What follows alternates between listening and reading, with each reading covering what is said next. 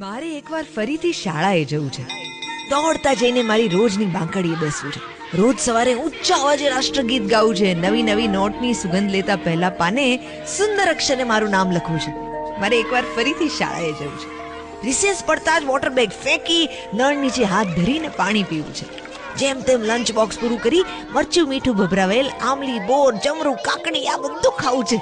સાયકલના પૈડાને સ્ટમ્પ બનાવી ક્રિકેટ રમવું છે. કાલે વરસાદ પડે તો નિશાળે રજા પડી જાય એવા વિચારો કરતા કરતા રાતે સૂઈ જવું છે. અનપેક્ષિત રજાના આનંદ માટે મારે એકવાર ફરીથી શાળાએ જવું છે. છૂટવાનો ઘંટ વાગવાની રાહ જોતા મિત્રો સાથે ગપ્પા મારતા વર્ગમાં બેસવું છે.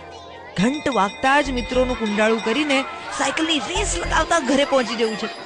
રમત ગમતના પીરિયડમાં તારની વાડમાંના 2 તાર વચ્ચેથી સરકીને બહાર ભાગી જવું છે. તો ભાગી જવાની મોજ અનુભવવા મારે એકવાર ફરીથી શાળાએ જવું છે.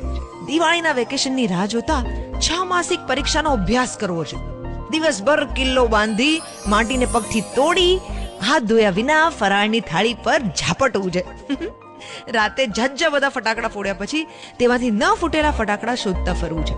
વેકેશન પત્યા પછી બધી ગમ્મતો દોસ્તોને કહેવા મારે એકવાર ફરીથી શાળાએ જવું છે. કેટલીય ભારે જવાબદારીઓના બોજ કરતા પીઠ ઉપર દફતરનો બોજ વગાડવો છે. ગમે તેવી ગરમીમાં એર કન્ડિશન ઓફિસ કરતા પંખા વિનાના વર્ગમાં બારી ખોલી મારે બેસવું છે. કેટલીય તૂટફૂટ વચ્ચે ઓફિસની આરામદાયક ખુરશી કરતા 2ની બાંકડી પર 3 દોસ્તોએ સાથે બેસવું છે. બચપણ પ્રભુની દેણ છે. તુકારામના એ અભંગનો અર્થ હવે થોડો થોડો સમજમાં આવવા માંડ્યો છે. એ બરાબર છે કે નહીં તે પૂછવા સાહેબને મારે એકવાર ફરીથી શાળાએ જવું છે.